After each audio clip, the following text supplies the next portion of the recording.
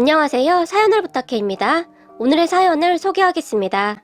동서가 우리 곁을 떠난 지 벌써 3년째네요. 참 착한 사람이었는데 뭐가 그리도 급하다고 떠나갔는지 그런 동서를 생각하면 아직도 가슴이 저리도록 아파옵니다. 어느 날 제게 전화를 한 동서는 몸이 조금 이상하다고 했어요. 그렇게 찾아간 병원에서는 동서가 갑상선 암이라고 했어요.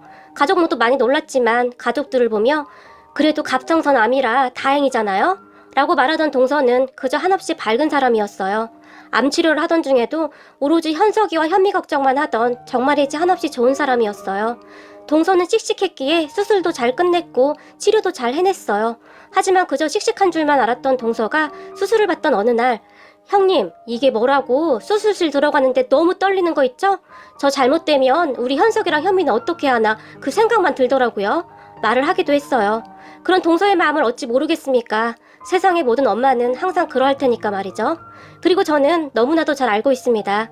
동서가 그런 마음을 이야기할 사람이 저밖에 없다는 것을 말이죠. 항상 씩씩한 척 용감한 척 하지만 동서는 많이 여리고 겁도 많은 사람이었으니까요. 그리고 그런 동서에게 제가 괜찮아, 무사히 잘 끝났잖아? 이렇게 무사히 돌아와줘서 정말 고마워 라고 말을 하던 순간 제 품에 안겨서 하염없이 눈물을 흘리던 동서를 저는 그저 가만히 안아주었습니다. 친정가족이 없는 동서는 저를 친정언니 대하듯이 했어요. 원래 제 성격은 말이죠. 찔러도 피 한 방울 나지 않을 것이다 라는 소리를 듣고 살던 그런 성격이었어요. 그러한 제 성격은 부모님의 영향을 받았는데요. 우리 부모님은 두 분 다 교사 출신이세요. 부모님은 공부를 정말 잘해서 수제 소리를 들을 정도였다고 해요. 물론 대학도 정말 좋은 대학을 졸업했고요. 그런 부모님은 오빠와 제가 공부를 못하는 것을 용납하지 않았어요. 그러니 우리에게는 오로지 1등밖에 없었어요. 2등은 절대 용납되지 않았으니까요. 오빠는 그런 부모님의 기대에 어긋난 적이 없었어요. 항상 1등을 놓쳐본 적이 없었으니까요.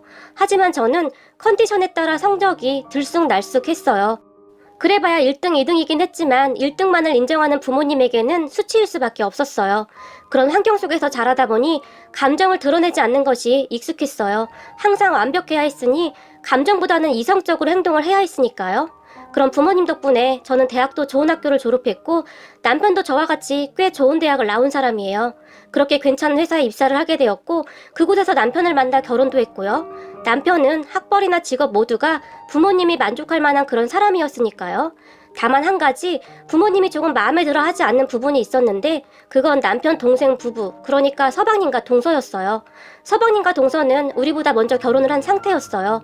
서방님은 지방에 있는 대학을 졸업하고 직업도 중소기업을 다니고 있었거든요. 거기다 동서는 집안 형편 때문에 대학을 가지 못했다고 했어요.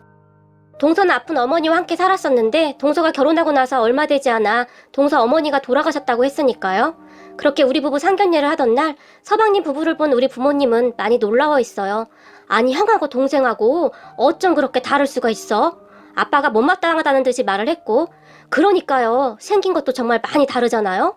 한 뱃속에서 나왔는데 어쩜 그리도 다른 건지 엄마가 이해할 수 없다는 표정으로 말을 했거든요. 상견례가 끝난 뒤 부모님은 동서 부부를 정말 못마땅해 했으니까요. 그리고 그런 말을 듣고 있던 제가 그럼 저 결혼하면 안 되는 거예요? 라고 부모님에게 물었어요. 지금 생각해보면 얼마나 한심했었는지 말이죠.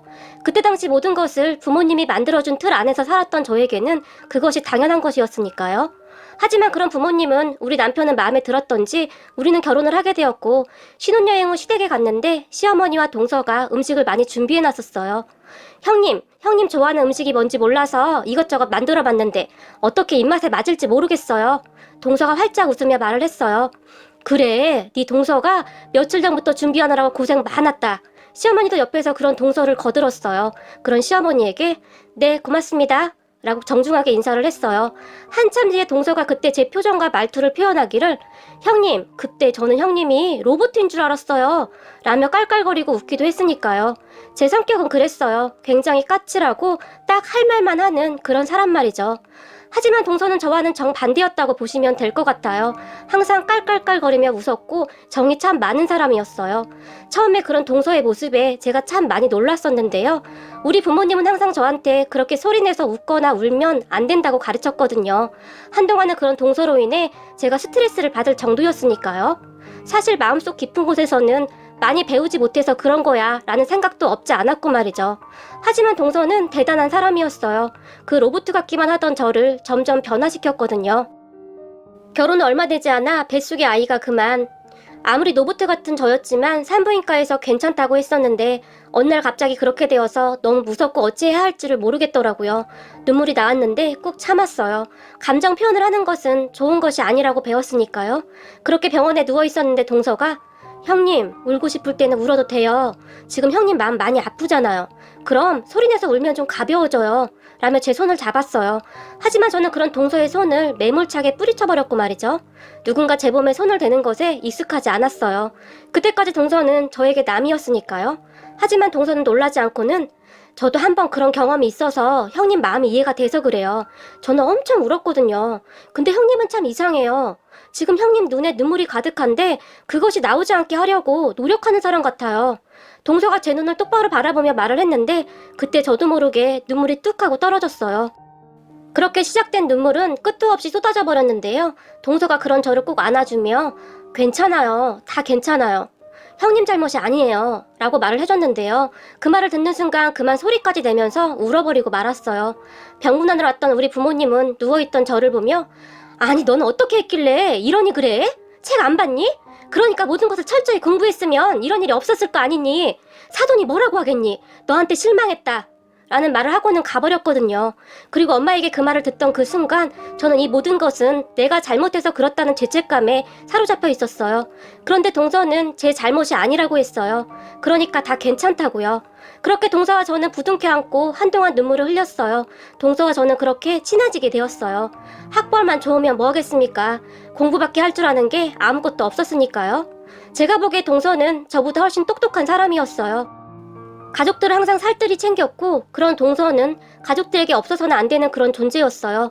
그랬던 동서가 그렇게 떠나갔으니 남아있는 우리들이 얼마나 힘이 들었겠습니까? 갑상선 수술을 한 동서는 한동안은 괜찮았어요. 하지만 그 이후 암이 여러 군데로 전이되었고 그 충격은 어마어마했어요. 아마도 동서는 그때부터 준비를 했던 것 같아요. 유난히도 저를 찾았거든요.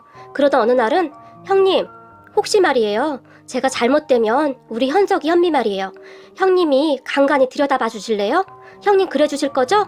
동서가 간절한 눈빛으로 제 손을 꼭 잡으며 말을 했어요. 그런 동서를 보며 싫어. 동서가 해. 동서 엄마잖아. 무조건 이겨내야 해. 알겠지? 현석이 현미 봐서라도 그런 말 하지 마. 나는 못해. 안 할 거야. 그 순간 저도 모르게 동서에게 어리광을 부리듯이 그렇게 말을 했어요. 형님, 당연히 이겨낼 거예요. 하지만 혹시라도 말이에요. 그러면 형님이 그래주세요. 자주는 아니더라도 간간이라도 꼭 그래주세요. 형님 부탁할게요. 제가 믿고 부탁할 사람이 형님밖에 없어요. 그 순간 동서는 울음을 참지 못하고 눈물을 터뜨려버렸어요. 그런 동서를 보며 억장이 무너진다는 것이 이런 것이구나 라는 생각을 처음으로 해본 것 같아요. 하지만 동서는 그 이후에도 암을 이겨내기 위해 참 많이 노력했어요. 저는 그때쯤은 회사를 그만뒀는데 조카들도 챙겨야 했고 이래저래 할 일이 참 많았어요. 무엇보다도 그때 당시에는 그저 동서를 살려야 한다는 그런 생각밖에 없었어요. 회사에 사표를 냈다는 말을 들은 우리 엄마가 네가 제정신이니? 그 좋은 자리를 왜 그만둬? 너는 도대체 생각이 있는 거니 없는 거니? 라고 노발대발했지만 엄마 내 인생이야. 내가 알아서 해. 라고 말을 했는데 아마도 제가 태어나서 처음으로 우리 엄마의 말을 거역한 것이 아니었나 싶네요. 저는 그때쯤 제 인생을 돌아보게 되었거든요. 그리고 무엇보다도 저는 제 직업 자체가 싫었어요. 단지 부모님이 하라고 해서 했던 것일 뿐 항상 맞지 않는 옷을 억지로 입고 있는 그런 기분이었어요. 그걸 깨닫게 해준 것도 동서였고 말이죠. 그렇게 고민하던 사표를 한순간에 내버렸는데 속이 그렇게 시원할 수가 없었어요. 회사에 사표를 내고 시어머니와 동서를 챙겼어요. 동서 병원에 가서 수다를 떨고 조카들을 챙기고 저는 오랜만에 생기를 찾은 듯 했어요. 하지만 동서는 점점 시들시들해져갔어요. 항암 치료가 정말 힘들거든요. 항상 밝기만 하던 동서마저도 웃음을 잃어갔으니까요. 동서는 점점 야위어갔고 무엇인가를 느끼고 있었던 것 같아요. 저만 보면 형님, 그때 제가 한 약속 기억하시죠? 우리 현석이 현미 라며 말을 잊지 못하기도 했으니까요. 그러던 어느 날 동서가 제 손에 작은 열쇠 하나를 쥐어주며 형님, 제가 믿을 사람이 형님밖에 없어요. 형님도 알다시피 제가 친정에 있는 것도 아니고 형님밖에 믿을 사람이 없어요. 라며 눈물을 글썽거렸는데요. 우리 집 옷장 첫 번째 칸 맨 밑에 이불을 치우면 상자가 하나 있을 거예요. 형님이 잘 보관했다가 현석이 현미 결혼할 때 전해주세요.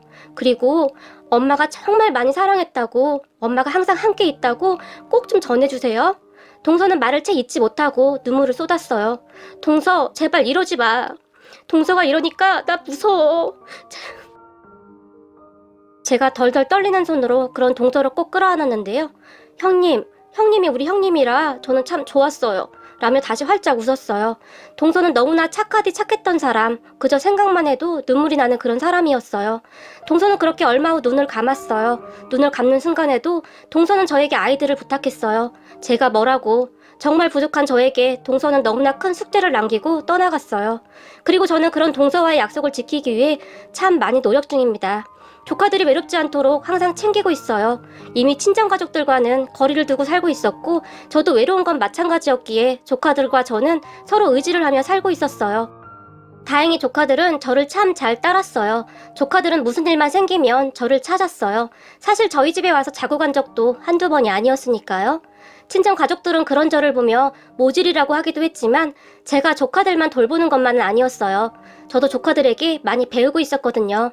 그러다 어느 날 서방님이 재혼을 하겠다며 지금의 동서를 데리고 왔어요. 동서는 결혼을 했다가 아이 없이 이혼을 했다고 했는데 치장하는 것을 굉장히 좋아하는지 화장부터 옷까지 정말 어마어마했어요. 사실 저는 처음부터 인상이 좋지는 않더라고요. 하지만 서방님은 이미 마음을 굳힌 것인지 재혼을 하겠다고 했고요. 시부모님들도 정말 마음에 안 들어 했지만 그리 우겨대니 방도가 없더라고요. 다만 우리 남편만이 현석이 현미는 어떻게 할 건데 같이 키우겠다는 거야? 라며 불만 섞인 목소리로 물었어요. 그 말에 서방님은 당연하지, 내 자식인데 내가 키워야지 라며 큰 소리를 쳤고 말이죠. 그렇게 서방님은 재혼을 했어요. 둘 다 재혼이었기에 우선 혼인신고는 하지 않고 살고 있었어요.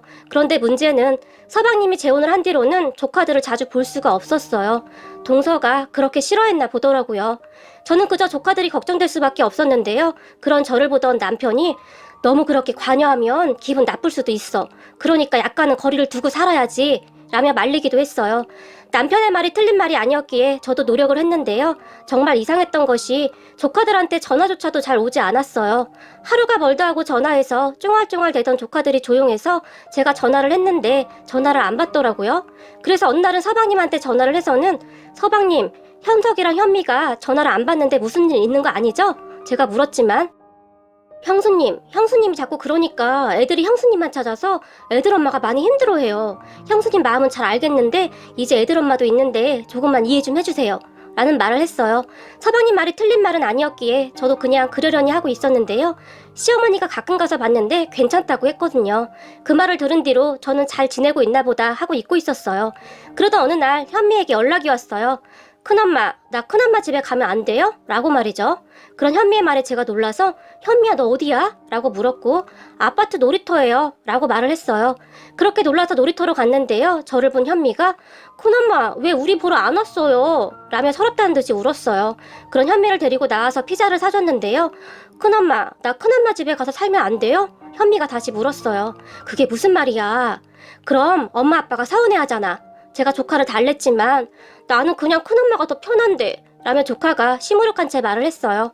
그렇게 피자를 다 먹은 다음 제가 조카를 집 앞까지 데려다주고 왔는데요. 마음이 너무 아프더라고요. 그런데 문제는 그 다음에 일어났는데요.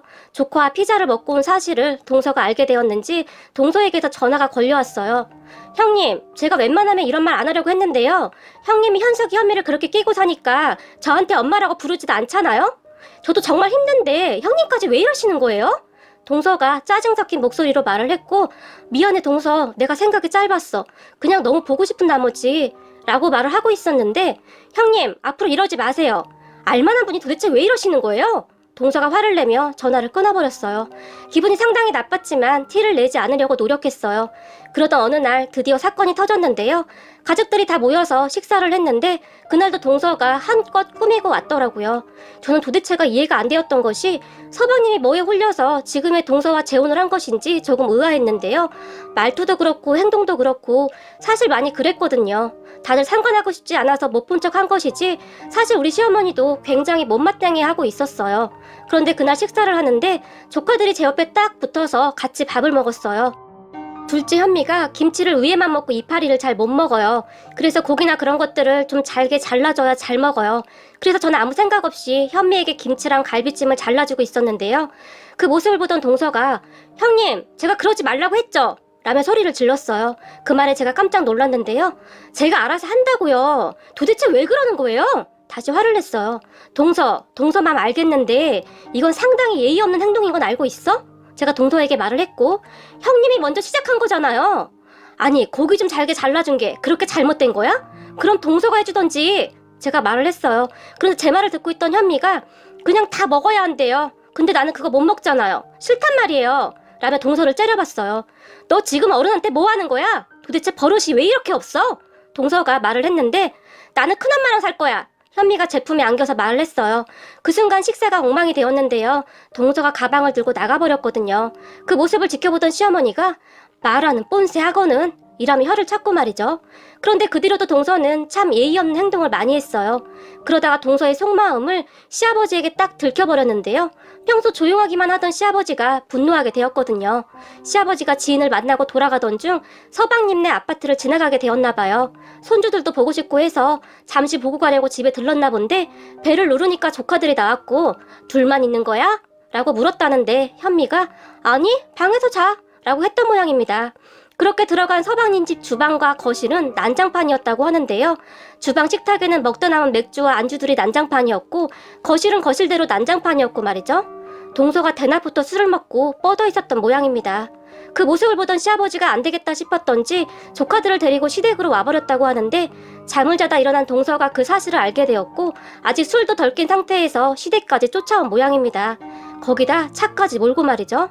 그리고는 난리가 났었는데요. 말도 없이 집에 오시는 거 정말 잘못된 거예요. 시댁에 들어서자마자 동서가 큰 소리를 친 모양인데요. 그럼 대낮부터 술 처먹고 뻗은 건 잘한 거냐? 시어머니가 동서에게 퍼부었던 모양입니다.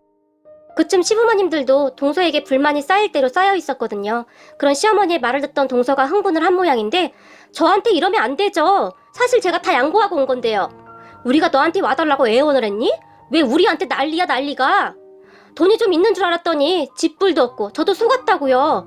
마누라 죽었다고 하길래 보험금이라도 있는 줄 알았더니 돈도 없고 내가 왜 이 고생을 해야 하냔 말이야. 그때쯤 동서도 속내를 드러내기 시작했는데요. 입 닥치지 못해? 이게 어디서 큰 소리야? 시어머니도 소리를 질러버렸다고 합니다.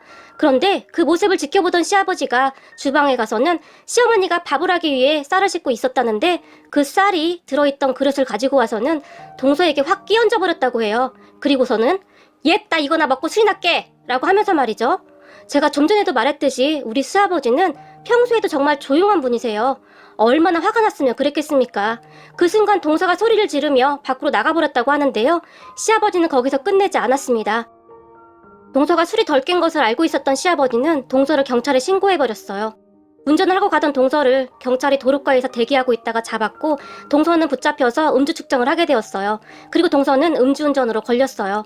그런 시아버지의 모습에 시어머니조차도 놀랐다고 했는데요. 제가 소식을 듣고 시댁으로 뛰어갔는데 음주운전은 절대 하면 안 되는 거다. 잘못해봐. 괜한 사람들까지 잘못되는데 절대 용서하면 안 돼. 라며 시아버지가 큰 목소리로 말을 하기도 했어요. 그렇게 동서는 면허 취소에다 벌금까지 물게 됐다고 하는데 나중에 시아버지가 신고한 것을 알고는 짐을 싸서 나가버렸어요. 제가 보기에 시아버지는 그걸 바라고 있었던 것 같아요. 시아버지가 봐도 영 마음에 안 들었던 것이죠. 그런데 아직 혼인신고도 안 하고 있었기에 적당할 때 내쫓은 것 같아요. 그리고 서방님은 시부모님에게 불려가서 정말 많이 혼이 났어요.